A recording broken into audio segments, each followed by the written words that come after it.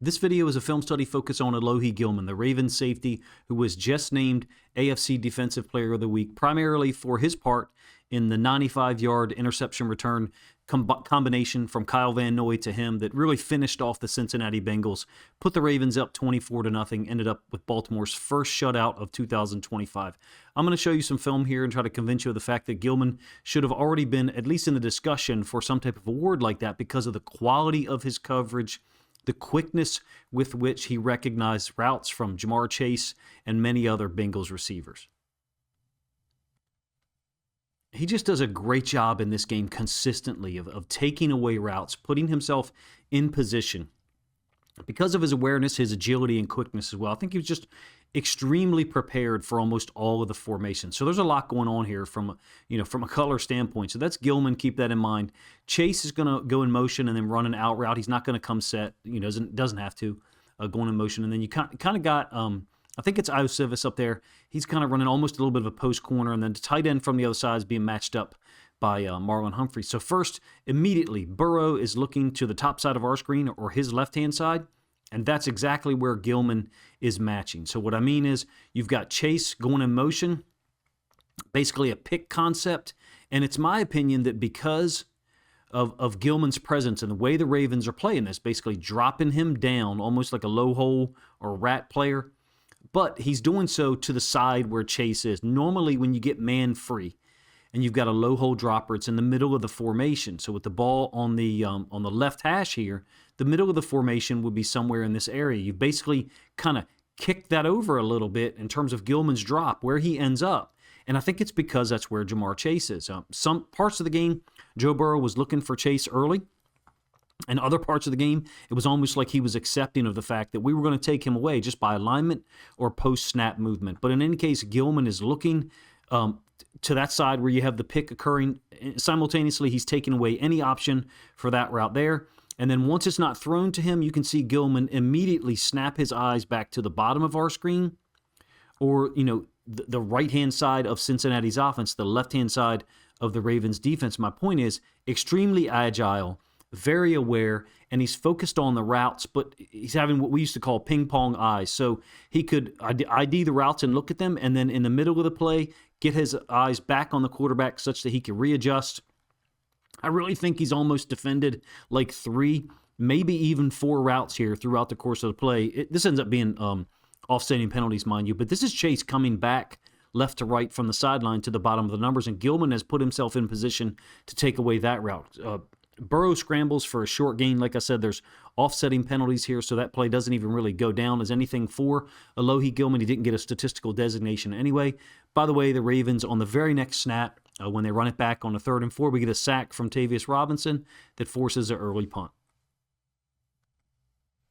His recognition extends and decisiveness extends to run plays as well. Second possession here, he spot shadowed in yellow. Ball on the right hash, kind of this peculiar or interesting split zone concept by the Bengals, whereby it's a same side run. So the running back is on the right-hand side of the Bengals offense, and the split zone concept is going to occur down here.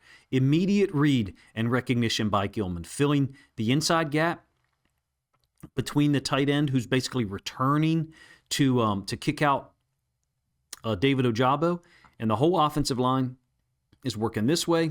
This tight end coming back to try to kick out Ojabo, and that creates a seam in between that gap. I think Ojabo could probably play this a little better, to be honest with you, even though he does get credit for the tackle, and Gilman misses it, to be honest with you. That's been an issue at certain points in time during 2025 is missed tackles. Sometimes he tackles high, and he's not able to get control of running backs and or receivers by getting his arms around them, number 1, or number 2, having a lower pad level such that he can disrupt their flow. Still a really nice read, if you ask me. Again, this is the second possession, the one that ends with an interception off of Ja'Marr Chase's hands by Marlon Humphrey. There's Gilman on the right-hand side of our screen into the boundary. Again, it's what I would refer to as a same-side run concept. So Brown is on the right, and the run concept or the direction of his path ends up going back to the right. You can see the fit that Gilman provides. Skipping through here, in fact, over the top of Ojabo's foot, making first contact with Chase Brown. I think Ojabo is hedging too far inside. He should be holding his gap to the outside and compressing this gap down such that when the running back does bounce it or break the tackle, in this case, he runs right into Ojabo. Still only ends up being a 3-yard gain. I think, the whole thing obviously was disrupted initially by Alohi Gilman. We're still on to the second possession. It's a 3rd and 4. It's a great play by Gilman on Ja'Marr Chase. We flipped the field, by the way, like I said, into the second quarter. So here's Gilman. He's into the boundary pretty much consistently. So the ball is on the right hash, and he's located to the boundary, the short side of the field, and typically Malachi Starks is located to the field or the wide side. The way the routes break down, I think Burrow is possibly initially looking for this vertical, and then you've got a leveled concept from the top side. That's Chase's route in orange or burgundy, if you will. And then the tight end, I think Gesicki, a little bit more of an over concept. Gilman immediately coming downhill to take away that route to Chase. Just no hesitation. Seemed like we were consistently, Chase is going to line up into the boundary. He's an ex-receiver. And so Gilman being to the boundary had, I don't want to say a simple job, but a consistent one. Maybe that's a better way to phrase it. Look for Ja'Marr Chase, and then drop down at times to basically take away his in-breaking routes. And in this case, Burrow does come back to Chase. What I mean is you've got the possibility of this vertical here, but it looks to me like the free safety has taken that away. Basically a seam vertical, if you will. Burrow late in the progression, or later perhaps. I actually feel like this ball could have been out a little bit sooner. You can see a little bit of a pump fake from Burrow. One thing that I've considered or thought of is you've got this route from Chase where Nate Wiggins is chasing him. And then the secondary portion of that level concept is Gesicki over the top. I wonder if that's why Burrow is pump faking, because he's trying to figure out if he should throw it to the second man or the deeper part of that leveled concept. It's a great job by Gilman of tracking Chase all the way across the field with Wiggins, trailing behind. We tackle him. I think it's only a 2-yard gain. On the very next snap, unfortunately for the Ravens, it's a 4th and 2. I think Van Noy jumps off sides. This is the possession, like I said earlier, that ends with an interception by Marlon Humphrey. A little bit of a subversive play here by Gilman. Again, we're still in the second quarter. It's a 3rd and 9. Burrow looks down here to the bottom side quickly, or initially, I should say. So he's kind of spun down. It looks like to me multiple guys on the Ravens defense are Darius, Kyle Hamilton. We're in our nickel, by the way. Starks and Roquan are all giving this kind of like fly symbol. Maybe it's a raven. Who knows what kind of noise is associated with it. But in any case, like I said, it's a 3rd and 9. And initially, I think this is the route that Burrow's looking to. Watch how Gilman kind of jams or funnels Chase towards the sideline. He doesn't actually necessarily expand him, to be honest with you. But what it does is it kind of helps out Nate Wiggins. Now, Wiggins still ends up getting beat here, to be honest with you. But Burrow has kind of already moved off of that. I think it's because he sees this trail. It almost starts to look like a quarter half with a trail technique by Alohi Gilman, but he's jamming from inside out, or at least attempting to. These are things that, to be honest with you, were not a part of the Ravens' defensive structure for most of 2025. Maybe it's that we're facing a unique special talent like Ja'Marr Chase that kind of brought out that type of recognition and or awareness. But in any case, this is the 3rd and 9. Burrow is on this read early. Chase certainly ends up open late. Basically, the idea behind jamming him from an inside-out leverage is to make Wiggins only have to defend 2 routes. The deeper out that Ja'Marr Chase is spectacular at, and then a deep, basically a go, and that's really what beats Wiggins. But Burrow has already moved off of the route at that point, meaning he's already moved off of the read of Ja'Marr Chase. Gets it down to the tight end late, and this is Darius Washington's first play, by the way. He's dropping out in coverage. You can see the 4 underneath droppers. What I would say is, probably a quarter half. It could be a man call on the backside for Wiggins matched up against Chase. It's a great fit and tackle by Darius late to hold them to, I think, a 6 or maybe a 7-yard gain. Burrow actually wants to go for it after this one. He's walking off the field. He's looking at the measurement, and he's the spot of the ball, and he's also looking at the coach. Nonetheless, they decided to punt. Still into the second quarter. It's a fourth possession, I should say. We've gone up 7-0 at this point.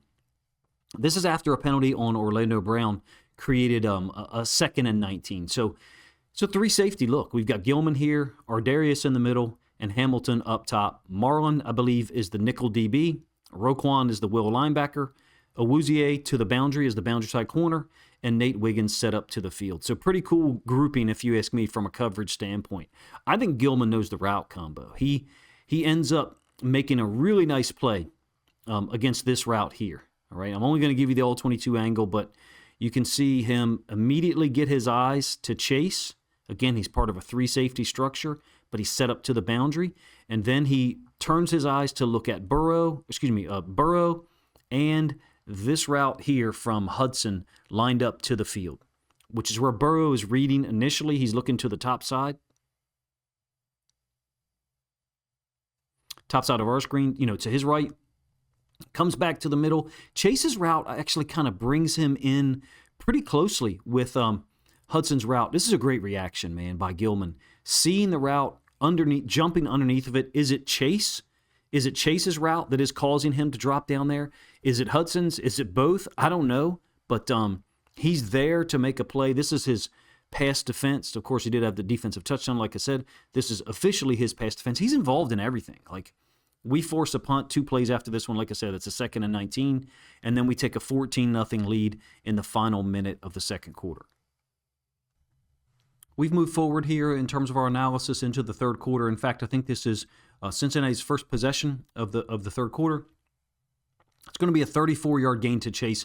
It really doesn't necessarily involve Gilman directly. It's one of few examples where we're basically going with a zone blitz and we're not really focusing on letting the coverage guys cover and the rush guys rush. But it only really involves one guy, or a pair, I should say. And so that's Kyle Hamilton on the blitz, and then a corresponding drop from Draymond Jones. I actually really like what we do as far as how we make this happen. I think Gilman is dropping down to the curl flat. Roquan is basically taking over Kyle Hamilton's pass drop, if you imagine, could cover 3 or a quarter half. And then Draymond Jones is dropping out. Look, it's entirely possible that this play could still work if we were playing more traditional, okay? Roquan becomes the secondary contained player as Joe Burrow gets out of the pocket. Green goes up top. Hamilton goes to the inside on his rush path. And so Burrow recognizes, there's absolutely nothing here in terms of the route to the boundary against Wiggins, and he scrambles out of there. You can see Roquan steps up to be secondary contained. That's an inside linebacker's job. At times if the quarterback is able to escape the pressure in the pocket, and it leaves Chase wide open over the middle. I mean, maybe if you're talking about super incredibly high awareness, one of these two guys would go after the quarterback to contain, and one of them would turn to match up with Jamar Chase. But in any case, ends up being a big completion. Do I think Draymond could have played it a little bit better? Yeah. I don't think he's going to stop Chase when Chase originated from this side of the field over here and ends up catching the ball down here into the boundary on the other side by the numbers. Still on that same possession, like I said, the first one of the third quarter, Gilman spot shadowed as usual down into the boundary. It's a joker set. This is a really nice play by him. What they've done is they've set up Jamar Chase as a running back. So I call it jokers when there's one running back to the left of the quarterback, one running back to the right, and the quarterback is in the shotgun, almost kind of like a shotgun T formation, if you will. So it's a cover 3. You're getting basically an out route by Gesicki down here that's going to occupy Wiggins, and then almost a choice type of concept for Chase here, if you ask me. Hamilton's going to expand to the flats after jamming Gesicki. We're talking about right here. He jams Gesicki slightly just to help out. I love that element that we brought to this game. It didn't show up, hasn't shown up enough, in my opinion, in 2025. Burrow is clearly looking, to that side where Chase is. Gilman dropped down, also looking at Chase. It's a really nice tackle.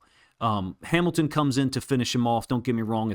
If Hamilton, isn't there along with Roquan, maybe Chase does get away. So is Gilman's relative weakness of tackling showing up here on film? Sure. But his instant recognition, his decisiveness, ability to get there to the point of attack, whether it's a run play or in this case a pass to Jamar Chase, his ability to get there a step or maybe a step and a half sooner than they expect, whether it's Jamar Chase, whether it's a tight end or running back, I think played a big factor in limiting the Bengals as far as yards per play and also denying them any opportunities at explosives down the field. we're really just focusing on Gilman here, to be honest with you. So I'm, omitting certain plays, the ending of possessions like that one. The first possession of the third quarter for the Bengals ended up in a turnover on down. So we're into the 7th possession, and this is a drop to a cover 3. We're up 17-0 at this standpoint. So here's Gilman at the bottom side of the screen. We are going to rush Draymond Jones around the edge and drop Starks all the way to the middle of the field. So I don't want to say that this is non-traditional, but at least we're using the guys for what they're paid to do. Van Noy, Draymond Jones, Travis Jones, and Tavius Robinson are all rushing the passer. Gilman is dropping out once again to the boundary, and he's jamming up the X-receiver, impeding his release. And what does that do? It just really helps out the boundary side corner. In my opinion, Burrow saw these types of things often. In this game, you can see he's already off of or already looking to the far side of the field. We've dropped out into what I would say is really a cover 3, but Wiggins ends up matching this route by Chase. We've got an upfield rush by Draymond Jones, and then Van Noy will adjust during the play. It's a 3rd and 8. Burrow gets out of there. We did a really nice job of matching up down the field from a zone standpoint. Meaning, it's kind of like, to use a basketball analogy, it's difficult to rebound out of certain zone defenses. It's also somewhat difficult at times to match up coverage-wise out of a zone structure, whether it's cover 2, Tampa 2, cover 3, whatever. Gilman does a really nice job here. Watch his awareness. I'll rewind this a couple of times. Once he jams Chase, settles at his landmark or at his capped depth, then he'll look back to where Chase was to see if he can be any help at all. We get matching up of Wiggins, who's already on him. Hamilton matches up there. We try to match up here. We've already matched up there to the top side. I think that's TJ Tampa. And then Kyle Van Noy is chasing Joe Burrow. Hamilton and Gilman end up switching. We're talking about right here. Hamilton is on that guy. And then as Burrow starts to move, those two switch in the middle of the play. Maybe there was some verbal communication. I think we were extremely sharp mentally, extremely prepared, for all of the things that they offered. The jamming of the number 1 receiver into the boundary may seem like not as big a deal to you. That's fine. And in my opinion, it can take away a quarterback's best option, in this case, Ja'Marr Chase, as the initial read, and put him on a different time schedule, if you will. We'll talk about the hallmark play, obviously, for Gilman being AFC Defensive Player of the Week, and that's the return touchdown that's initially picked off by Kyle Van Noy. So there's a lot going on this play. I think Joe Burrow, if he had this one back, he would probably make some different decisions. Number one, the first that I would think of is, looking at Ja'Marr Chase to the backside. He's a single receiver set up over Nate Wiggins. We do have the option or the ability of dropping Simpson out and kind of jamming him from an inside-out leverage, and we've been doing that oftentimes during the game. I think it acted as a little bit of a deterrent. Generally, however, that's been Alohi Gilman lined up somewhere in this area. And you notice that's not where he's not where he's located pre-snap. He's in the middle of the field. The route combination does actually have something to do with the interceptions, more than just the glitch blitz. It's the way that Gilman and Starks communicate to each other, and then also finish off the reads, basically react to the 2 routes by the tight end. So the number 3 receiver is running the vertical, or he's getting upfield, and then Gesicki is underneath. And that's the route that Gilman is going to take over. In addition, something that EA talked about a little bit on Inside the Coverage that we filmed or recorded earlier today, the presence of Travis Jones kind of forces Gesicki to kind of bubble or bow over the top of him, Travis Jones. So imagine for a moment that, say, Travis Jones isn't there. Gesicki's probably going to be able to get to this route in a more smooth fashion, such that Gilman wouldn't have as superior an angle, even if Kyle Van Noy is not here for this interception, an easy interception, right? Gilman is going to have an opportunity to make this tackle on Gesicki after the catch, or maybe even make a play on the ball. The math of it, I've covered multiple times at this point in terms of how these guys kind of start the protection or start force the protection by the Bengals with Van Noy being lined up over the guard opposite the nickel defender, who's generally the blitzer here, whether it was Arthur Millette in 2023, Kyle Hamilton some in 2023. In this case, we've got Hamilton set up as the nickel. He'll blitz, but the running back is assigned to go get him. So the count, I think, starts opposite of the nickel, and that's Van Noy lined up over the guard, Travis Jones over the center, Roquan over the right guard, and then I believe this is Draymond Jones lined up over the right tackle. Those guys are all occupied, and that's what the Ravens believe is going to give us an opportunity to get a free rusher with a nickel or Trenton Simpson, whichever one of those guys is not responsible for guarding the running back in man. This is a man coverage, specifically, or I should say clearly to the outside. So the number one receivers are being taken man, and that's Chase versus Wiggins at the bottom. And then up at the top, it's Marlon Humphrey versus Iosivas. And then so you've got a read of Starks and Gilman for these two routes, reacting to them in a high-pressure situation. You know, we are up 17-0, so even if the Deuce get a touchdown, they're still down 10 with 8 minutes left. I think the blitz element, the design, as well as the coverage that Gilman and Starks were able to provide, basically their recognition pre-snap of what the routes were probably going to look like. Again, you've got number 3 switching with 2, who was the outside most receiver. Gilman takes over 2. Perfectly executed by the Ravens. Very poorly executed by the left side of the offensive line for the Bengals. The left guard, left tackle combo. They had 3 to handle in the form of Simpson, Tavius Robinson, and Kyle Van Noy. Of course, Van Noy dropped out. The other 2 did not. We know how it turns out. Van Noy ends up lateraling, or I should say handing the ball off. The ball was out there extended for a long time. Kyle Van Noy is so smart. He had to know how much space he had. There's really no one at all. Jamar Chase would be the most likely candidate. He's off screen, tangled up with Nate Wiggins in the end zone. So there's just, too much of a lead here for Gilman. We take it back to the house. Like I said, it's the hallmark or the benchmark play, I guess I should say, for Gilman being AFC Defensive Player of the Week. I think he played spectacular, even independent of this rep here, his first defensive touchdown with the Ravens, first of 2025. I don't know where I stand with Gilman long term. I really like his game. We have a ton of safeties. Ardarius Washington, you would think the market for him after 2025 isn't going to be that great. Malachi Starks is on a rookie deal. We've got Kyle Hamilton signed long term. I will say this. I really like our dime look when all of those guys are on the field together. We've got a great group as far as depth when Marlon, Nate Wiggins, and Awuzie are all available and healthy on the field. Gilman just adds another flavor, at least in this game, another aspect, another experienced guy who can react, but specifically into the boundary. If you look at where he's located pre-snap and the reads that he was given, I'm not saying they are simple, but they're consistent.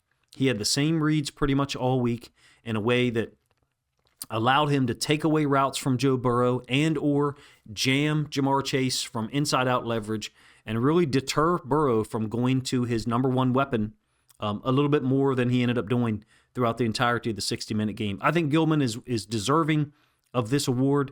I recognize that oftentimes it goes to, edge defenders or guys who get a couple of picks and take one back to the house. I'm thankful that he got it. He's deserving. Do I think he needs to work on his tackling some, the pad level, and his willingness or dependency, I should say, on trying to grab up high instead of being maybe a little bit more violent, making more forceful contact, with the thighs or the knees? Sure, I do. It's a relative weakness of his, but he's a really good football player that we've got integrated in our system. I hope the Ravens look at retaining him in the future.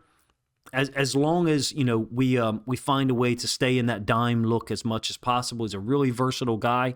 To have him, Hamilton, Starks, and or Ardarius Washington on the field at the same time is just a true blessing. In any case, I appreciate you guys' time. If you enjoyed the video, please let me know in the comment section, number 1. Number 2, if you think other Ravens fans would like to hear my thoughts on Alohi Gilman's AFC Defensive Player of the Week performance and the plays that I used to illustrate why he's deserving of it, then please consider grabbing a link to this video, sharing it out on social media to help this content get more reach.